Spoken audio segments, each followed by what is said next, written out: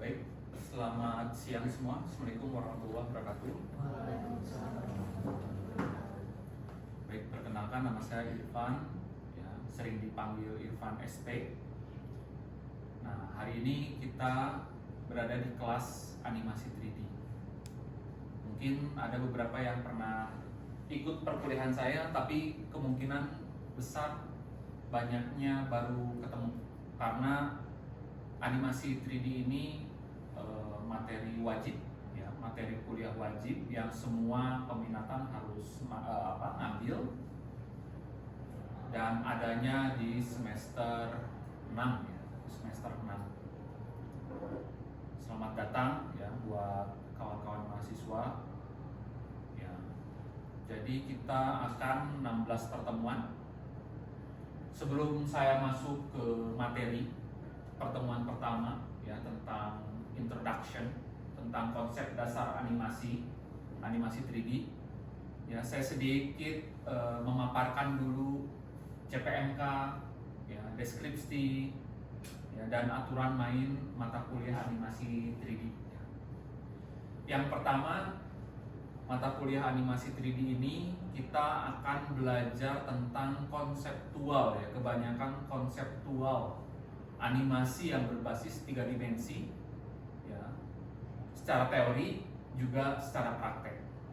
Bedanya kalau teman-teman kuliahnya di vokasi diploma 4 mungkin akan banyak praktek, ya, sekitar 70-30.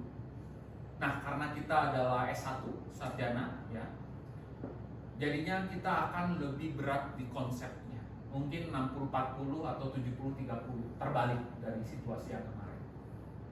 Jadi di mata kuliah ini, ya, selain kita memahami konsep dasar tentang animasi 3D, ya, animasi itu sendiri, ya, juga kita akan belajar secara teknis menggunakan software praktikum sehingga teman-teman nanti bisa membuat karya animasi 3D di akhir perkuliahan, ya, dan tidak sekedar beres bisa bikin tapi juga estetik, ya, seperti itu gambarannya.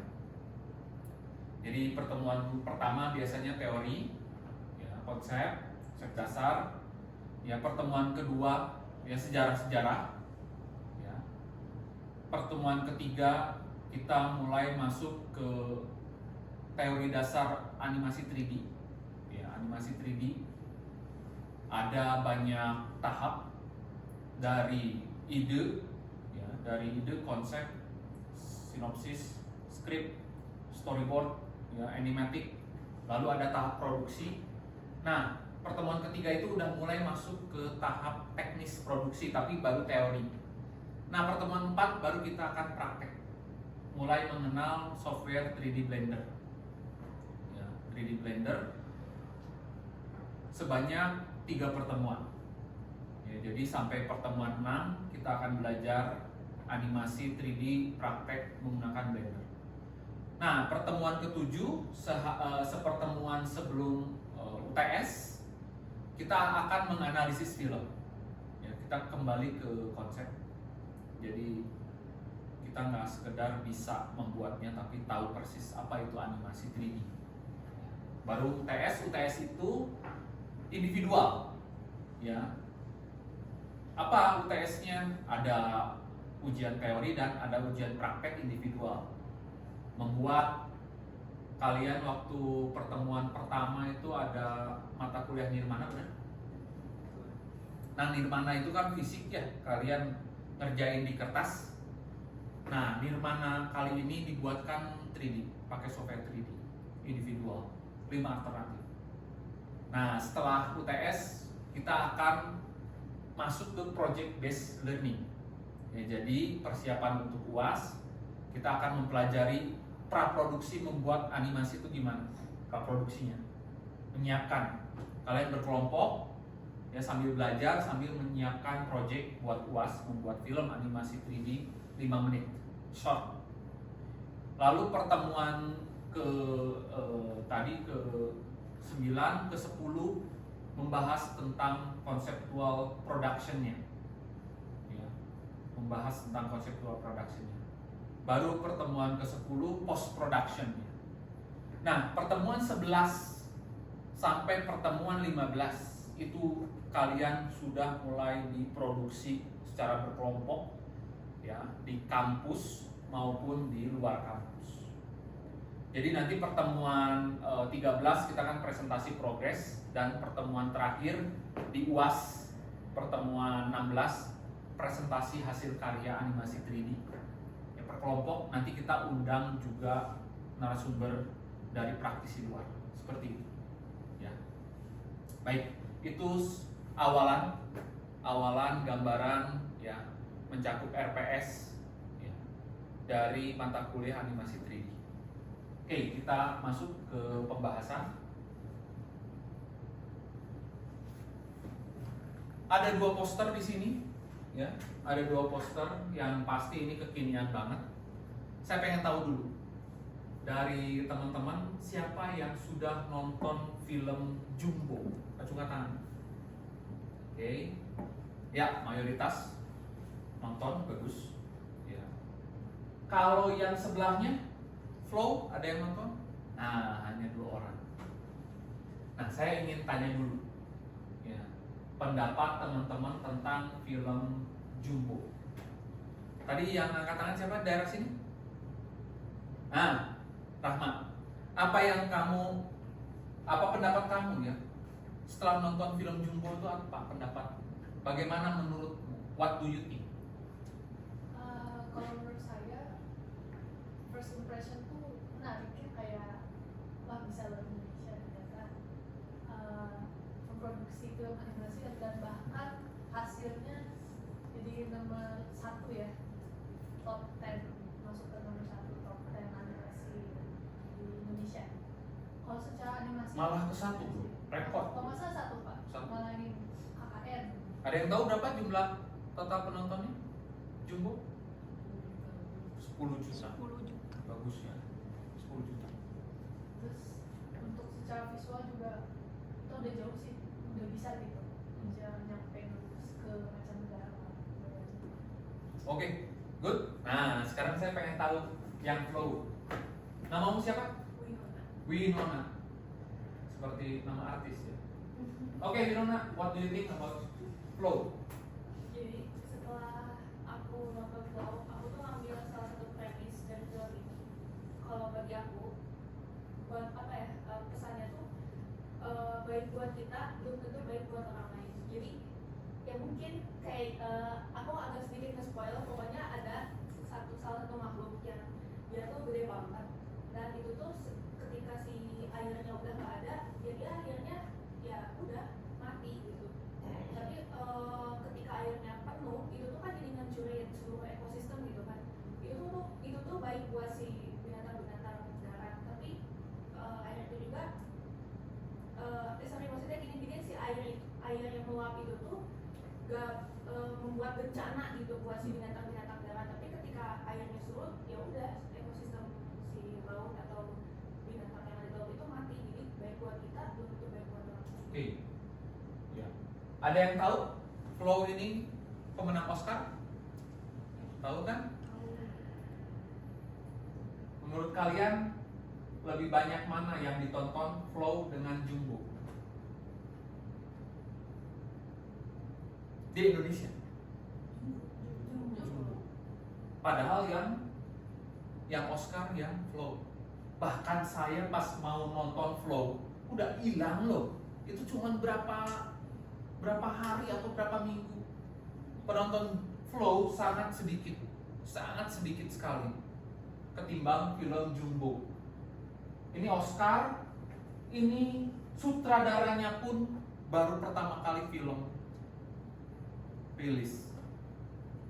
Pertanyaannya, kenapa film Jumbo lebih banyak ditonton ketimbang Oscar Flow? Aku mau karena gini, waktu aku pertama kali ngeliat visualnya Flow gitu, itu tuh gak sebagus Jumbo. Artistik berarti? Iya. Artistik, secara artistik. Awalnya juga aku kayak underestimate gitu, kayak oh ini akan ada yang bagian kaku gitu ya, karena pakai blender gitu semuanya. Tapi aku ngeliat Jumbo tuh kayak ada yang bilang oh ini udah setara sama Pixar nih gitu. Jadi kayaknya orang tuh interest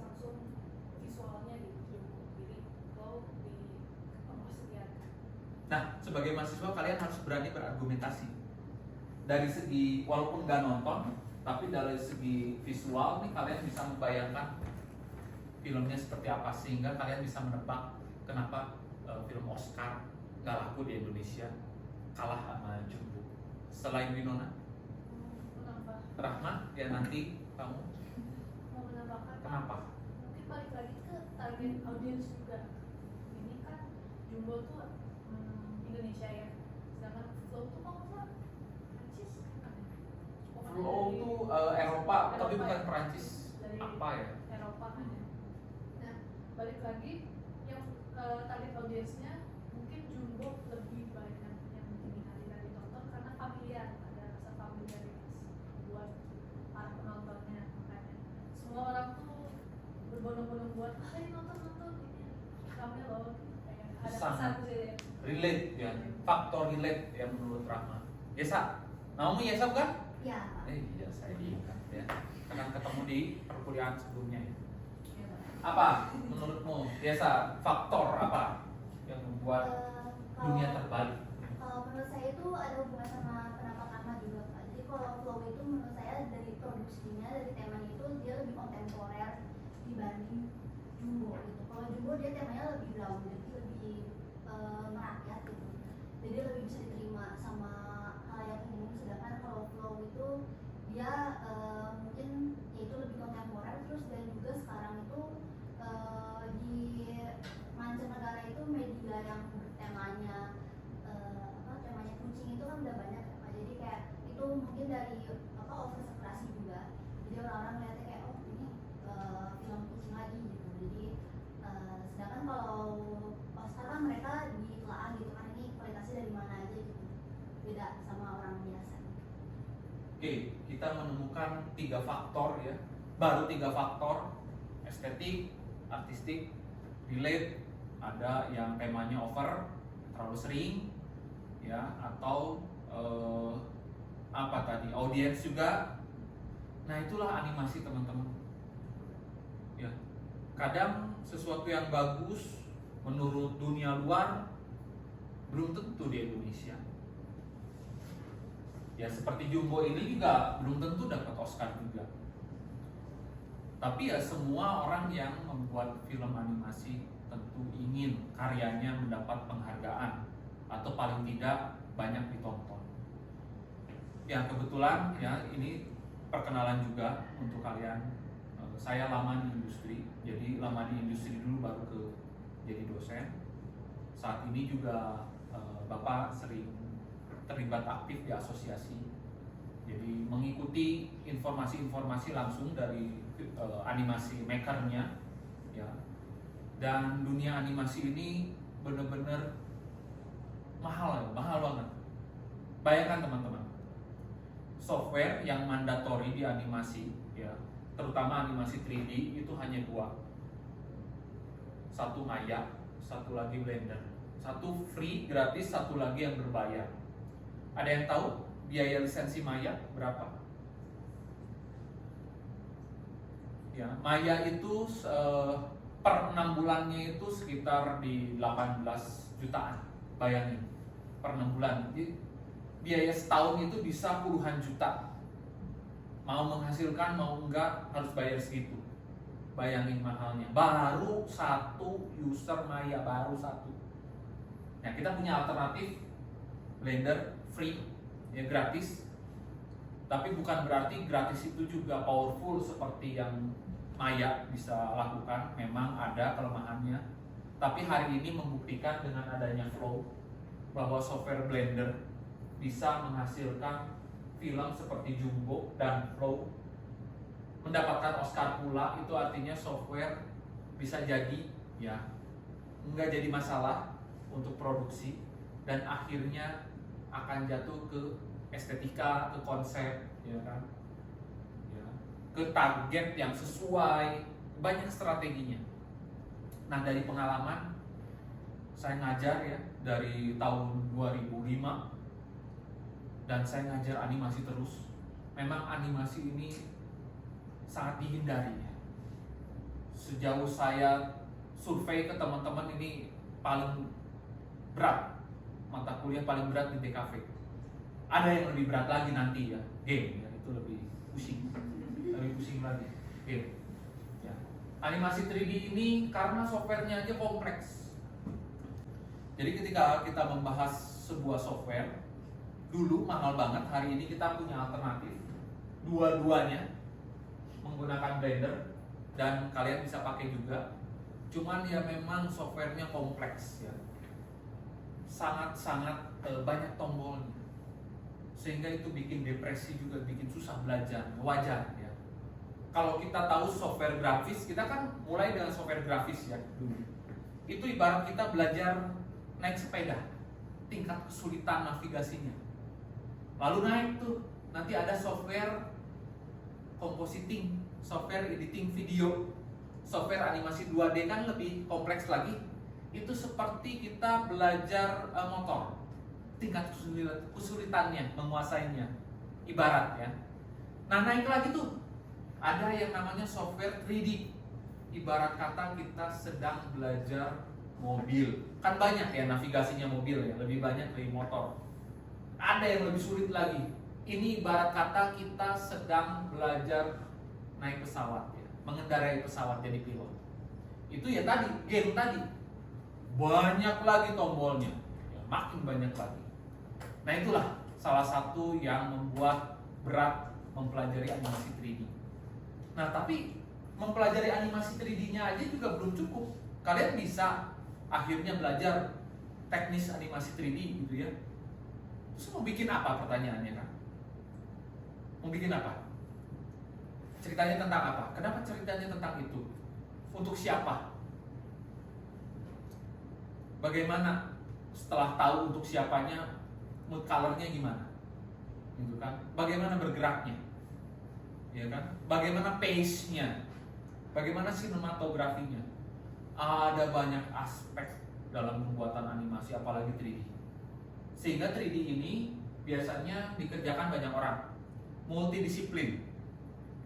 Itu makanya di dalam mata kuliah kita pelajari semuanya, semua aspek. Tentu saja sulit untuk menguasai semuanya, tapi minimal kita experience, telah belajar dasar-dasarnya. Sehingga apa yang kita kuatkan? Kita kuatkan konsepnya. Tahu teman-teman di mana artistiknya. Karena bikin animasi nggak harus seperti ini, nggak harus seperti ini juga. Bisa jadi hanya kotak sabun, tapi ide ceritanya bagus, audiensnya kena, ya kena sasarannya, artistiknya dapat, orang notice gitu, apa yang menarik dari situ udah laku gitu. Nah ini yang bakal kita banyak berbicara pada akhirnya di sini.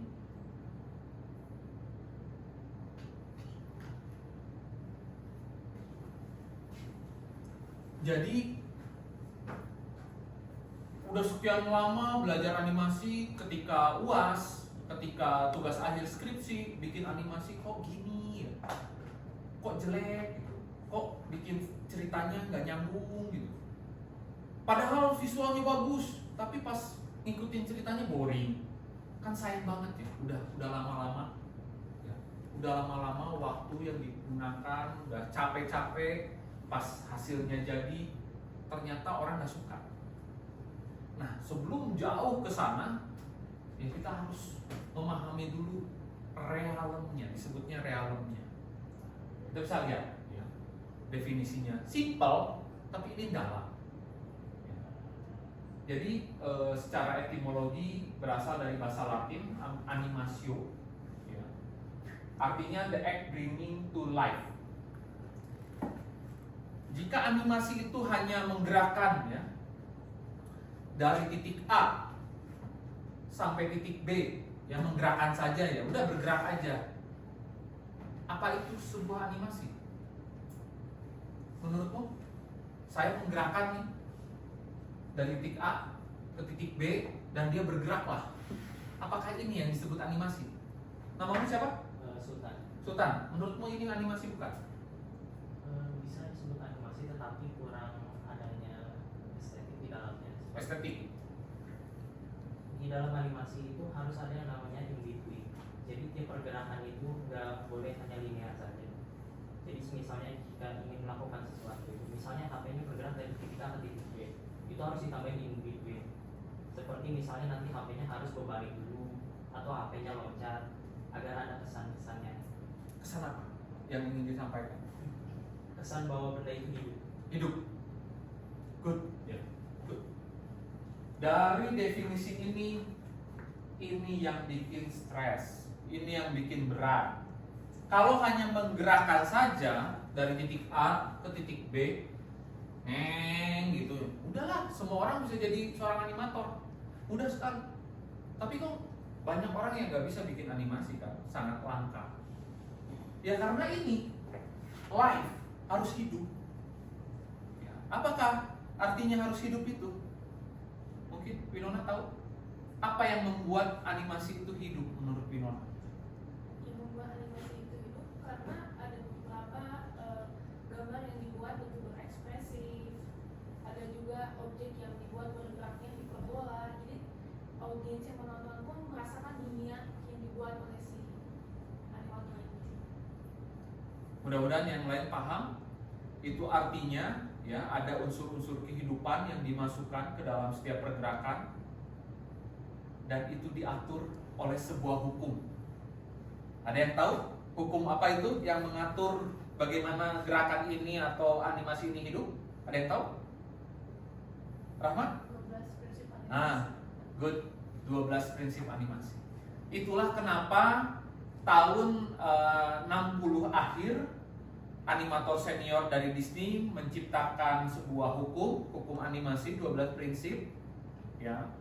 Itu untuk mengatur atau menjawab pertanyaan bagaimana sih bisa menghidupkan gitu kan animasi. Ya. Animasi adalah bentuk seni baru yang kompleks. Animasi adalah sebuah bentuk seni rupa metode bercerita, naratif. Ada yang tahu nggak kenapa kita selalu senang bercerita, mendengarkan cerita? Ada yang tahu? Ya. Ada yang nggak suka diceritain dulu, atau ada yang nggak suka mendengarkan cerita? Suka semua? Itu karena dari zaman dulu, zaman prasejarah, ya, zaman manusia tidak pakai apa-apa, ya, itu ya meninabobokan anaknya ya bercerita, mentransfer informasi dari satu ke yang lain bercerita, terus bergenerasi-generasi sampai akhirnya ada cerita radio, ya nggak? Ada cerita buku, komik, semua kan bercerita. Nah, animasi itu medium aja, ya kan? Makanya disebut anima storytelling ya. Manusia itu anima storytelling, bahwa dalam sejatinya manusia itu senang bercerita dan senang mendengarkan cerita. Sehingga yang namanya animasi jelas pasti suka, auto suka. Karena dari zaman dulu ketika belum ada TV, kita dengar cerita dari dongeng nenek ibu kita. Ketika ada radio, kita dengar cerita dari radio. Ketika ada TV, dengar dari cerita dari TV. Yang ada bioskop, dari bioskop. Ini nggak akan bisa tergantikan. Nah, hal yang mendasar, ada hal yang mendasar. Lalu apa bedanya film animasi dengan film live shoot? Ada yang bisa berkomentar? Terus apa bedanya? Dua-duanya bercerita kan? Terus apa bedanya? Film live shoot dan film animasi. Kan itu dua kategori yang berbeda kan? Cara membuatnya juga berbeda. Yesa, coba menurutmu? Kalau menurut saya, kalau animasi itu lebih di exaggerate. Bukannya banyak sekarang film Stephen Chow itu nendang itu kayak apa gitu kan? Itu kan dilebih-lebihkan kan? Ada juga film live shoot kan? Iya, Pak. Tapi kalau animasi itu dia lebih making possible the impossible-nya lebih bisa lebih ada caranya gitu, lebih ada work around-nya apa bahasanya? Dicapai ya, dicapai Ya, ini. bisa dicapai. Namamu siapa? Ryan. Apa bedanya live shoot dengan animasi? Batasannya di mana? Paling kalau dari batasannya, kalau animasi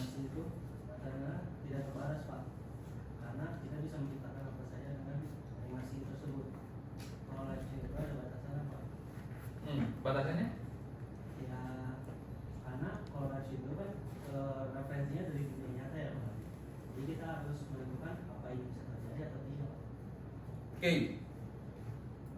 Ya, sesimpel ini ya. Ketika film itu masih bisa dibuat oleh live shoot, ketika film itu masih bisa dibuat oleh live shoot, janganlah itu dibuat animasi. Ketika live shoot sudah nggak bisa mengerjakan itu semua, udah impossible. Misalnya kehidupan bakteri di dalam lumpur, gitu kan? Atau kehidupan sel yang ada di gunung di dalam lava Merapi, kan nggak mungkin. Sesuatu yang nggak mungkin di live shoot, maka itu cocok untuk dibuatkan animasi. Kita balik ke kasus yang Jumbo. Apa ini masih bisa dikejar live shoot? Jumbo. Menurutmu Ryan, apa yang nggak bisa dikejar di Jumbo live shootnya? Sehingga dia harus animasi. Kalau dari saya yang belum nonton ya, paling saya sering lihat kayak animasi-animasi kayak hewan-hewannya yang berekspresi kan nggak bisa gitu live shoot. Apalagi kalau di Jumbo juga ada hantu-hantu yang terlihat imut gitu.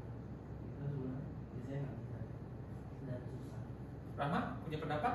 Kalau live shoot, kalau pun jadi live shoot nanti kesan sama feeling sama impression yang disediakan jadi beda. Contoh yang tadi yang ada hewan-hewannya yang berekspresi, domba-dombanya sama si Mary hantunya. Hantu. Nah, ini kalau ujung-ujungnya animasi juga gitu, CGI. Pasti ada implementasi CGI-nya.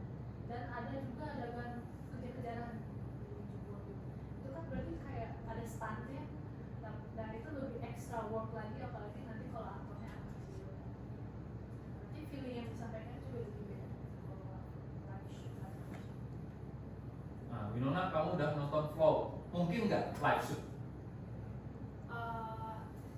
Mungkin bisa, tapi itu ibaratnya harus di touch up lagi di animasi gitu. Karena kalau nggak salah aku sempat lihat apa ya, kayak behind the scene-nya kayak memang ada bentuk referensi untuk si kucingnya gerak. Tapi kan kalau live shoot nggak bisa kita ngarahin kucingnya harus adegan selanjutnya harus begini, itu kan diaturnya di animasi. Ya gimana bisa ngedirect kucing gitu ya? Mereka nggak ngerti bahasa kita. Ini cuma ngambil referensi model sebagai mungkin leadingnya, gerakan kakinya, kayak gitu. Ya, very good. Ya, mudah-mudahan dari materi hari ini teman-teman jadi tahu. Oh, ini maksudnya film animasi itu. Kapan saya harus buat? Kenapa saya harus buat? Minimal terjawab dulu. Jangan sampai karena kalian penasaran terus senang bisa bikin animasi, bikin aja, kan sayang waktunya. Tapi kalau kalian tahu persis nyawanya, soulnya animasi, terutama animasi 3D, kalian nggak akan sia-sia. Kalian akan menghasilkan karya yang, ya ini seharusnya film animasi. Tapi ada satu hal yang paling penting. Ini prinsip berkarya. Sebelum kalian menjadi kreator animasi, jadilah penonton animasi yang baik. Jadi sebelum kalian bikin, ya sering-seringlah nonton animasi. Itu prinsip. Kita belajar dari yang sudah ada. Karena kalau kita bukan menjadi penonton yang baik, bagaimana kita bisa bikin film animasi? Dan ternyata sejarah, fakta menyatakan bahwa sejak zaman Soekarno itu sudah aware terhadap animasi. Kan dulu udah ada ini Walt Disney, ini guru anaknya Soekarno dibawa ke Amerika ketemu Presiden Kennedy, lalu dia kunjungan ke Walt Disney, ya, ke Disney Park juga, melihat potensi animasi yang luar biasa dan mengirimkan ada 3 orang sebenarnya, 3 orang yang akhirnya jadi pegawai TVRI untuk belajar animasi secara 6 bulan, namanya Pak O.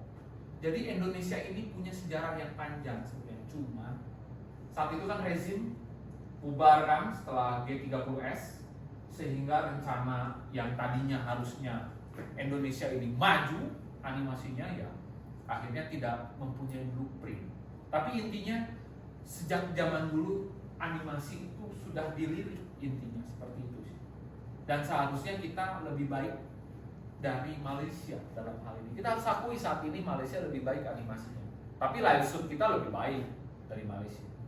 Namun dengan adanya tadi Jumbo, kita sekarang nomor 1 di Asia Tenggara, mengalahkan 5 film Malaysia. Baik, mudah-mudahan materi hari ini ya bisa memberikan wawasan, terutama konsep dasar. Dan saya pengen sebelum saya akhiri, ya bagi yang masih penasaran, ada yang ingin ditanyakan, silakan. Ya saya kasih waktu. Silakan. Ada yang ditanyakan? Anyone? Tentang materi ini? Bebas ya, jadi jangan malu-malu. Saya Pak, nama saya Dia.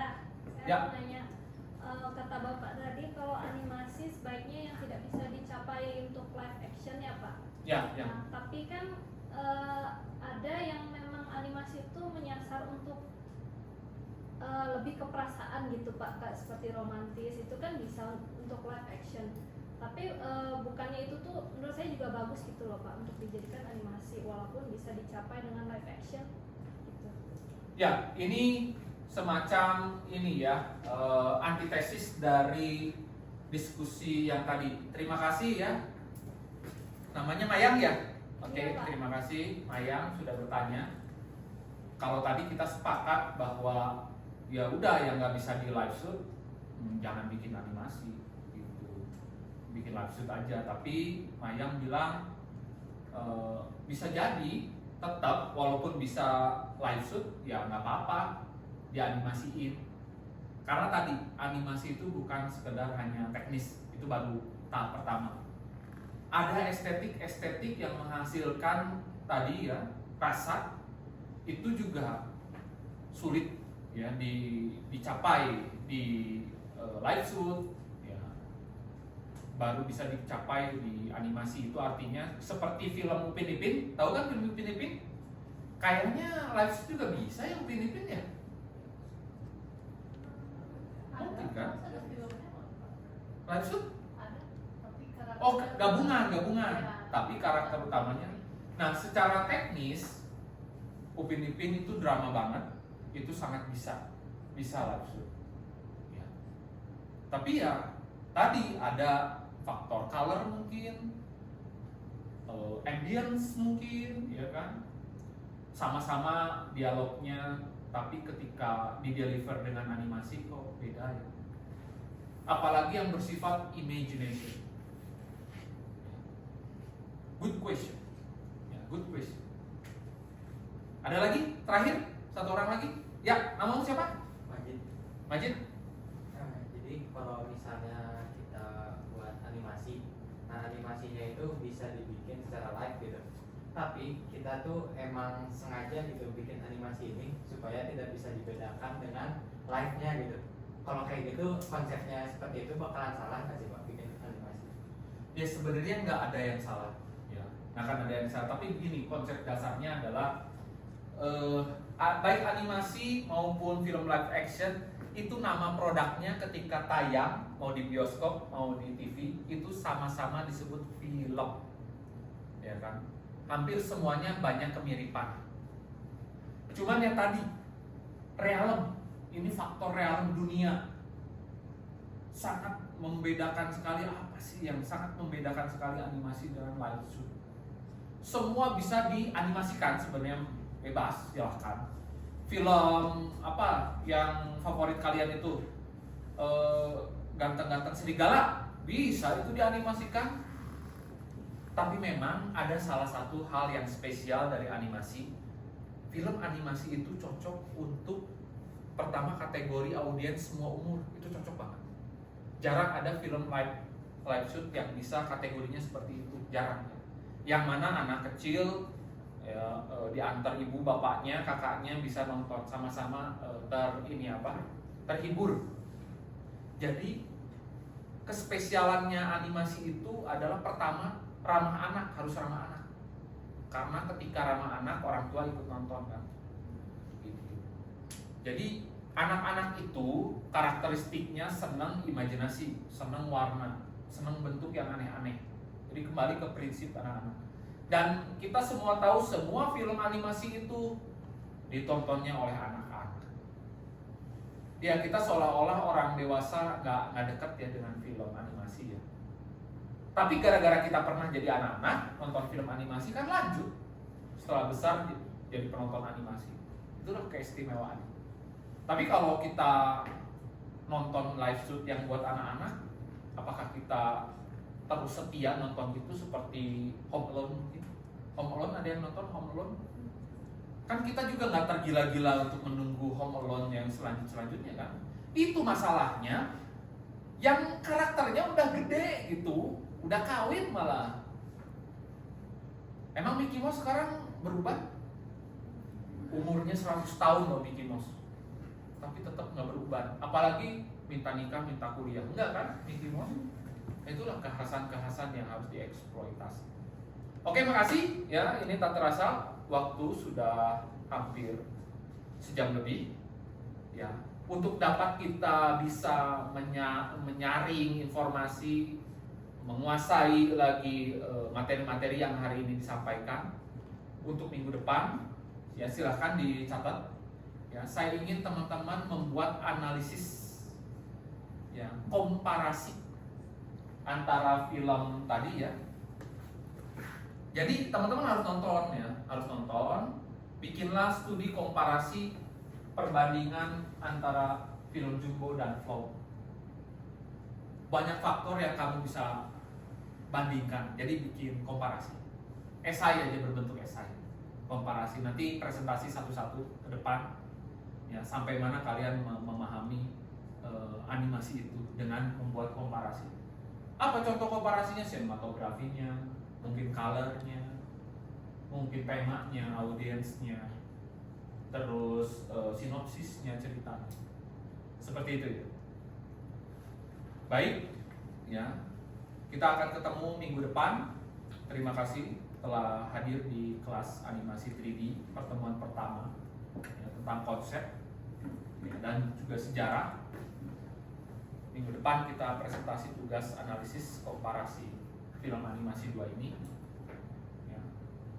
Semoga kalian sehat sehingga kita minggu depan ketemu. Sekian, selamat siang semua. Assalamualaikum warahmatullahi wabarakatuh. Diisi ya, ini absensinya diisi ya.